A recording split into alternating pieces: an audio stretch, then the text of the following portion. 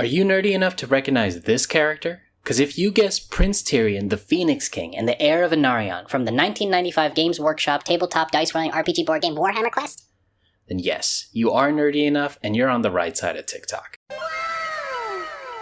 Hey everyone, I'm the Nice One and I create and animate all kinds of fantasy characters in Blender, from Baldur's Gate all the way to Night City. Prince Tyrion is just the most recent character model I made, and he's the first I've ever had 3D printed from scratch. Looks pretty good, right? I got this printed at the Toronto Public Library, and I gotta say, I'm really impressed by their digital services. It's not a resin printer or anything, but for a PLA, it's pretty detailed.